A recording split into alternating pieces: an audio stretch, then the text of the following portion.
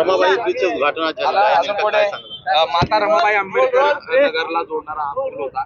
खूप वर्ष काम रखडलेलं होतं. आज ज्याचं उद्घाटन पार पडते. मुंबईकरांना खूप मोठा दिलासा मिळणार आहे.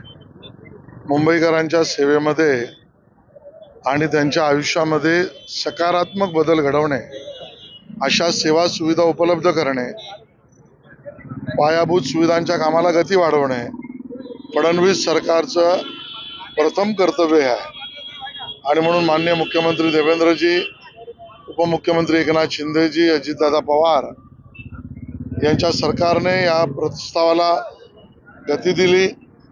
आमचे आमदार पराग शहाजी यांनी याचा प्रचंड पाठपुरावा केला आणि हा रखडलेला पूल आणि सबवे जवळजवळ 24 करोडची ज्याच्यात गुंतवणूक झाली आणि मग या पूर्व द्रुतगती महामार्गावर जाणाऱ्या येणाऱ्या मुंबईकरांना त्यातनं ट्रॅफिक कंजेशनमधून दिलासा होईल या कामाची आणि पुरीपूर्ती होऊन उद्घाटन आज या ठिकाणी झालं आहे. आज शिवसेना उद्धव बाळासाहेब ठाकरे पक्षाच्या अकाउंटवरून एक ट्विट आले.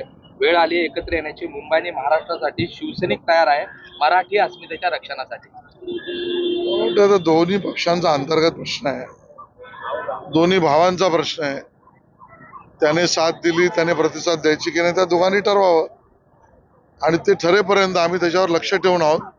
योग्य वेळेला राजकीय भूमिका मांडू. शरद पवार म्हणतात धर्माची चर्चा या अगोदरच्या हल्ल्यांमध्ये कधी झाली नाही, आताच धर्माची चर्चा होते. या विषयावर राजकारण करणं इतक्या वरिष्ठ नेत्यांनी हे अपेक्षित नाही, किंबहुना कोणीच करू नये.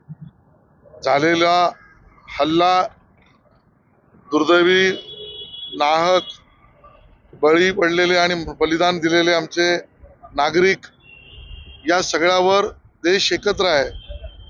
पाकिस्तानच्या विरोधामध्ये भूमिका घेतो आहे. जगभरातली लोक भारताला समर्थन देत आहेत.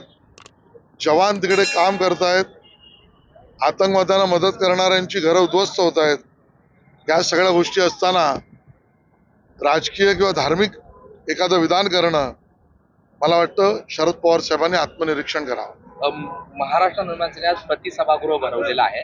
भाजप मात्र त्यामध्ये सहभागी झाले. बालचंद्र शिरसाट उत्तर देतो.